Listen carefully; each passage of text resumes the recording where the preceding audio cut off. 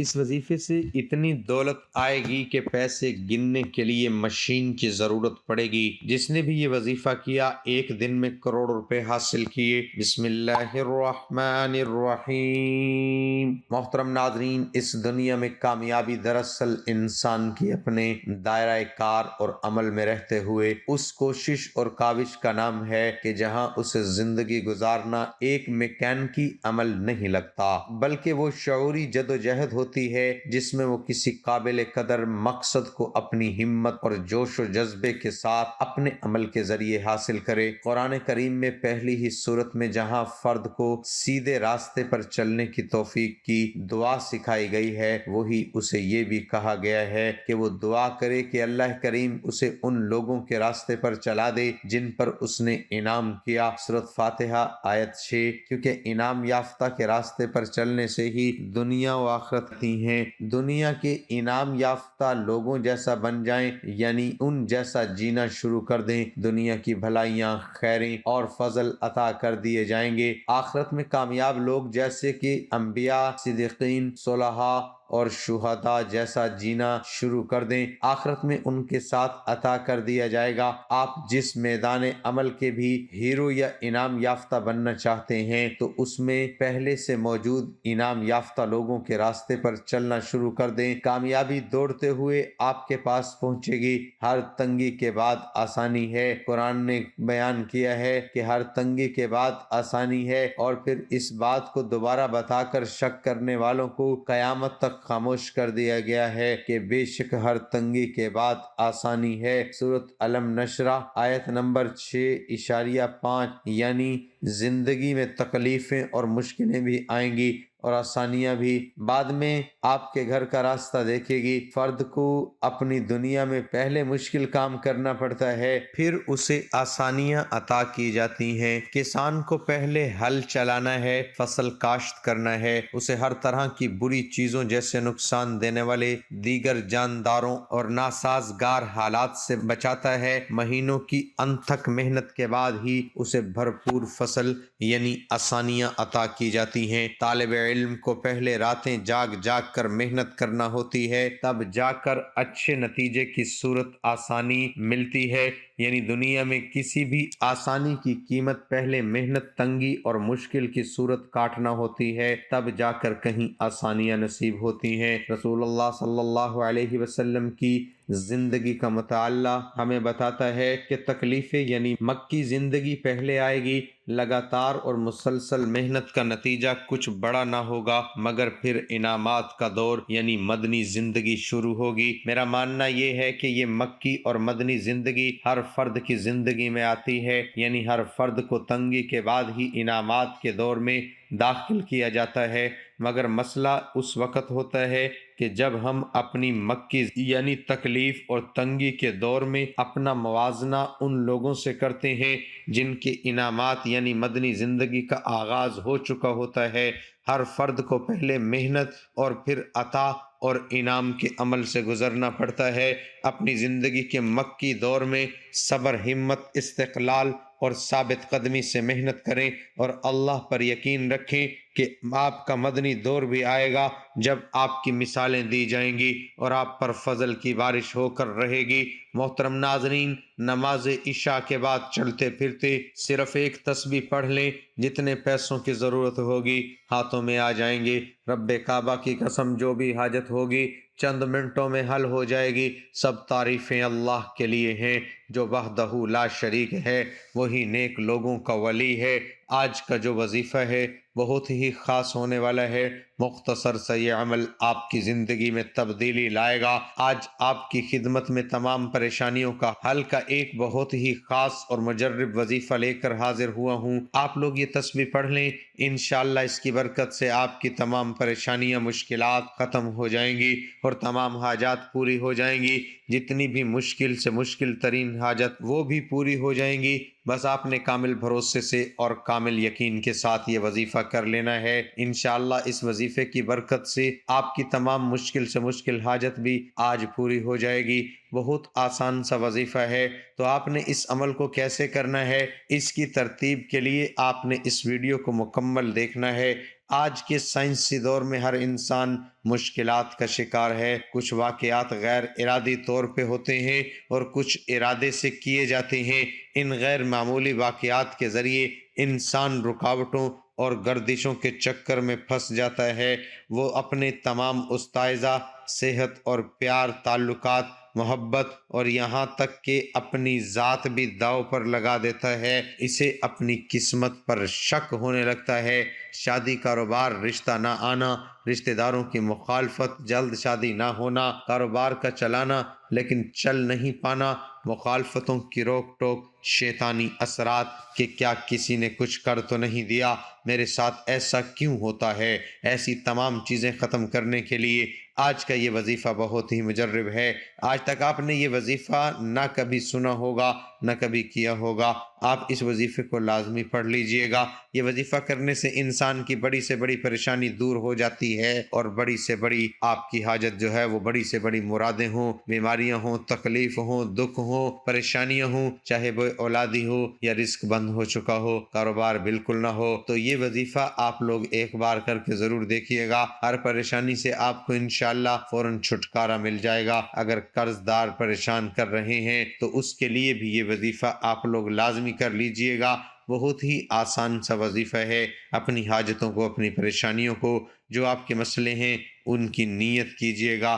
ناظرین اکرام، اللہ پاک جب کرم کرتا ہے تو انسان کی عقل دنگ رہ جاتی ہے، اور معجزہ کرنے والی ذات تو صرف اور صرف میرے اللہ پاک کی ہے۔ بس ہمیں ہر نعمت پر شکر ادا کرنا چاہیے، اور کوئی بھی دکھ ہو، تکلیف ہو، آپ نے پریشان نہیں ہونا، کیونکہ قرآن مجید میں ارشاد ہے اللہ کسی شخص کو اس کی طاقت سے زیادہ تکلیف نہیں دیتا۔ یہ وظیفہ اللہ تعالیٰ کے بابرکت ناموں کا ہے، جنہیں کرنے سے آپ کی ہر پریشانی حل ہو جاتی ہے۔ جب پریشانی ختم ہو جائے تو زندگی میں سکون بھی آ جاتا ہے۔ ایسے بھی دیکھا گیا کہ یہ جو مجرب وظیفہ آپ کو بتانے لگا ہوں کہ یہ وظیفہ بتایا گیا تو فوری طور پر ان کی غیب سے مدد ہوئی۔ گھروں میں فاقے چل رہے ہوں تو اللہ پاک کا یہ کلام پڑھیں اور پھر کمال دیکھیں، ہر حاجت پوری اور رزق کے ڈھیر لگ جائیں گے۔ آپ کی کوئی بھی مشکل ہے حل ہو جائے گی۔ بے روزگاری ہے، بیماری میں مبتلا ہیں، فاقوں میں مبتلا ہیں، اور کچھ لوگوں کو دولت کی خواہش ہے، تو انہیں مسائل کے پیش نظر بہت ہی مجرب وظیفہ پیش کیا جا رہا ہے۔ فاقہ ختم، عزت، دولت، شہرت کیسے ملتی ہے؟ تو اس لیے وظائف بتائے جا رہے ہیں کہ لوگ جو فاقوں کے سمندر میں غوطے لگا رہے ہیں، جب خوشحال ہوتے ہیں تو دل خوشی سے ہمارا بھر جاتا ہے۔ ناظرین یقین مانیں کہ اس وظیفے کو پڑھنے والا کبھی ایسا نہیں ہوا کہ اس کی زندگی میں فوری طور پر رزق نہ آیا ہو، اس کو دولت فوری طور پر نہ ملی ہو۔ یقین نہیں کرو گے جب تک آزماؤ گے نہیں، اور فائدہ نہیں ہوگا۔ جو اللہ پاک کی ذات پر یقین رکھتے ہوئے یہ وظیفہ پڑھے گا، انشاءاللہ اللہ پاک کے فضل و کرم سے پھر اس کو مایوسی نہیں ہوگی، انشاءاللہ اس کی جیب کبھی خالی نہیں رہے گی، انشاءاللہ اس کے کاروبار میں برکت ختم نہیں ہوگی۔ ایک بہت ہی پیارا واقعہ ہے کہ ایک اللہ والے تھے، بہت متقی اور پرہیزگار تھے، مسلسل 7 سال تک اللہ پاک سے ملاقات کے شوق میں آنسو بہاتے رہے۔ آپ رحمت اللہ علیہ فرماتے ہیں ایک رات میں نے اپنے آپ کو خواب میں ایک ایسی نہر کے کنارے پایا جس میں عمدہ مشک بہہ رہا تھا، اس کے دونوں کناروں پر انتہائی قیمتی موتی بکھرے ہوئے تھے۔ پھر میں نے سونے کی اینٹیں سے بنا محل دیکھا جس میں خوبصورت لڑکیاں بہترین لباس اور زیورات سے راستہ بلند آواز میں رب کریم کی پاکی بیان کر رہی تھی۔ میں نے جب ان کی تسبیح سنی تو پوچھا تم کون ہو؟ انہوں نے خوبصورت آواز میں کہا ہم رب کریم کی مخلوقات میں سے ایک مخلوق ہیں۔ میں نے کہا تم یہاں کیا کرتی ہو؟ انہوں نے کہا کہ رب کریم نے ہمیں ان لوگوں کے لیے پیدا فرمایا ہے جو رات کو قیام کرتے ہیں اور اپنے رب سے مناجات کرتے ہیں جب لوگ سو رہے ہوتے ہیں۔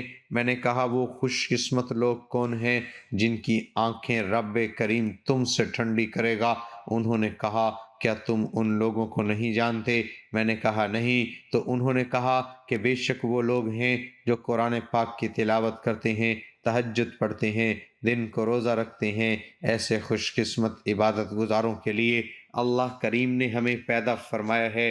سبحان اللہ، کتنے خوش قسمت ہیں وہ لوگ جو رات کی تنہائی میں اپنے رب کریم کو یاد کرتے ہیں، کتنے خوش قسمت ہیں جو فرض روزوں کے ساتھ نفل روزے پابندی کے ساتھ رکھتے ہیں، کتنے خوش قسمت ہیں وہ جو نماز تہجد ادا کرتے ہیں، کتنے خوش قسمت ہیں جو روزانہ تلاوت قرآن پاک کرتے ہیں، کتنے خوش قسمت ہیں جو رات کو قیام کرتے ہیں۔ لیکن آج کا جو ماحول ہے وہ دیکھ لیں، افسوس کے علاوہ کچھ نہیں کیا جا سکتا۔ ہماری ایسی تعداد بھی موجود ہے جو رات کو دیر تک جا کر کبھی فلم و ڈراموں میں اپنا وقت برباد کرتی ہے، کبھی موبائل فون کے ذریعے اپنی قیمتی لمحات کو گناہوں میں گزارتی ہے، میڈیا پہ ساری رات ہے بےہودہ اور فضول گفتگو پھیلاتے ہیں، اپنے اور اپنے دوستوں کا وقت برباد کرتے ہیں۔ ان میں اکثریت ان کی ہوتی ہے جنہوں نے نہ نمازوں کی فکر ہوتی ہے، نہ قرآن پاک پڑھنا آتا ہے۔ جن کو قرآن پاک پڑھنا آتا ہے وہ بھی مہینوں بلکہ سالوں قرآن پاک کی زیارت نہیں کرتے،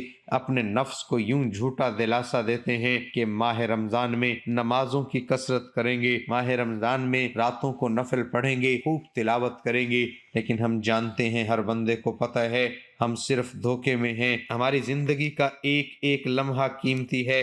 آج ہسپتالوں میں جا کے دیکھ لیں، ایسے لوگ جو کہتے تھے کہ ہم بڑھاپے میں عبادت کریں گے، ان کو اتنا موقع نہیں ملتا، جوانی میں ہی ایسے حادثات آ جاتے ہیں، ان کی ایک لمحے میں زندگیاں ختم ہو جاتی ہیں۔ قبرستانوں میں جا کر دیکھ لیں، انسان کا ایک لمحے کا پتہ نہیں ہے۔ ہم بہت تیزی کے ساتھ موت کے قریب ہوتے جا رہے ہیں، پھر بھی ہم سستی کا مظاہرہ کرتے ہیں اور اپنے نفس کو جھوٹی تسلیاں دیتے ہیں۔ تو آپ نے عقل مندی کا ثبوت دینا ہے۔ یہ ہمارا آج کا پیغام ہے۔ یہ دنیا دھوکہ ہے۔ اپنی قیمتی لمحات کی ناقدری کرنے کی بجائے تقوی پرہیزگاری کو اپنانا ہے۔ شب و روز کی فضولیات اور دنیاوی عیش و عشرت میں خود کو برباد مت کریں، نمازوں کی پابندی کریں، روزانہ کچھ نہ کچھ تلاوت قرآن پاک کی عادت ڈالیں۔ اللہ کریم نے جن کاموں کا حکم دیا ہے ان کی ادائیگی میں سستی نہ کریں، نیکیوں میں مشغول ہو جائیں، اور اللہ پاک نے جن چیزوں سے منع کیا ہے اس سے منع ہو جائیں۔ آج دیکھ لیں، ہمارے معاشرے میں سود عام ہے، لوگ ذلیل و خوار ہو رہے ہیں۔ جنہوں نے سود پہ قرضہ لیا ہوا ہے وہ ذلیل و خوار ہو رہے ہیں، ان کی عزت ختم ہو گئی، ہر لمحہ وہ مر رہے ہیں۔ تو آپ نے کوشش کرنی ہے، سب سے پہلے اپنے گناہوں کی معافی مانگنی ہے، نیک کام کریں، 5 وقت کی نماز ادا کریں، آج سے ہی عادت ڈالیں۔ تو محترم ناظرین اکرام، رب کریم کی بارگاہ میں حسب و نسب، مال و دولت، عزت و شہرت والا خوش قسمت نہیں، بلکہ خوش قسمت وہ ہے جو چاہے کسی بھی قبیلے سے ہو، قوم سے ہو، گوری رنگت رکھتا ہو، کالی رنگت رکھتا ہو، دولت مند ہو، مفلس ہو، غریب ہو، مرد ہو، عورت ہو، اگر وہ ایمان والا ہے، نیک اعمال کرتا ہے، رب کریم کی اور فرما برداری میں اپنی زندگی گزارتا ہے، وہی دنیا میں بھی کامیاب ہو جاتا ہے، آخرت میں بھی کامیاب ہو جاتا ہے۔ تو آپ اللہ کی یاد سے جب غافل ہو جائیں گے تو اللہ پاک آپ کے اوپر مصیبتوں کے پہاڑ ڈال دیں گے۔ تو آپ نے کوشش کرنی ہے کہ اللہ پاک کی ذات پہ بھروسہ رکھتے ہوئے اللہ کو کثرت سے یاد کرتے رہیں۔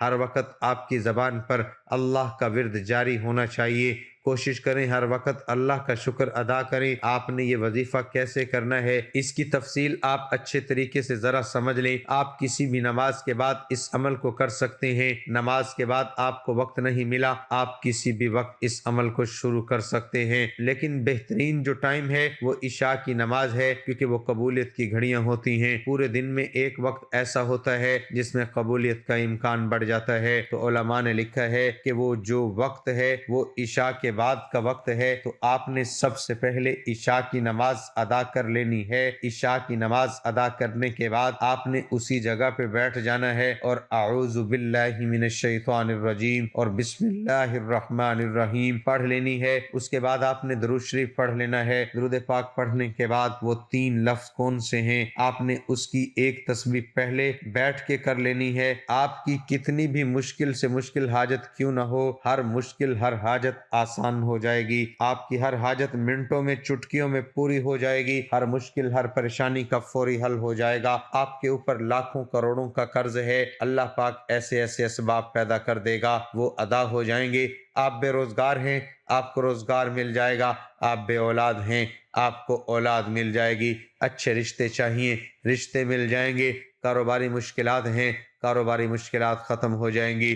تو آپ نے ایک تسبیح جو پڑھنی ہے وہ یہ ہے، یا وہابو یا رزاقو یا باسطو، یا وہابو یا رزاقو یا باسطو، ان 3 ناموں کی ایک تسبیح پڑھ لینی ہے۔ اس کے بعد آپ نے دوبارہ پھر درود شریف پڑھ لینا ہے۔ درود شریف پڑھنے کے بعد آپ نے اللہ کی بارگاہ میں دعا مانگ لینی ہے، گڑ گڑا کر اپنے مقصد کے لیے دعا مانگ لینی ہے۔ اس کے بعد آپ نے کوشش کرنی ہے کہ بعد میں آپ کو اپنا کام بھی کرتے رہیں، کام کرنے کے دوران بھی آپ ان الفاظ کو دہراتے رہیں، چلتے پھرتے اٹھتے بیٹھتے آپ نے پڑھتے رہنا ہے، اور یہ کم از کم 7 دن تک آپ نے لگاتار عمل کرنا ہے۔ روزانہ عشاء کی نماز کے بعد آپ نے یہ ایک تسبیح پڑھ لینی ہے، اور اس کے بعد اگلے دن عشاء کی نماز تک آپ نے کوشش کرنی ہے کہ چلتے پھرتے اٹھتے بیٹھتے آپ نے پڑھتے رہنا ہے۔ دیکھنا کیسے آپ کے بیڑے کام بنتا ہے، کیسے آپ کے بیڑے کام بننا شروع ہو جائیں گے۔ آپ کا ہر آنے والا دن پہلے سے بہتر ہونا شروع ہو جائیں گے۔ کوئی بھی وظیفہ نماز کے بغیر مکمل نہیں ہوتا۔ آپ نے 5 وقت کی نماز بھی لازمی ادا کرنی ہے، صدقہ بھی دینا ہے۔ محترم ناظرین اکرام، اپنے رزق میں برکت، وسعت اور کشادگی کے لیے اللہ کے 99 ناموں میں سے ایک نام کمنٹ سیکشن میں لازمی لکھ دیا کریں۔ اللہ ہم سب کا حامی و ناصر ہو، آمین۔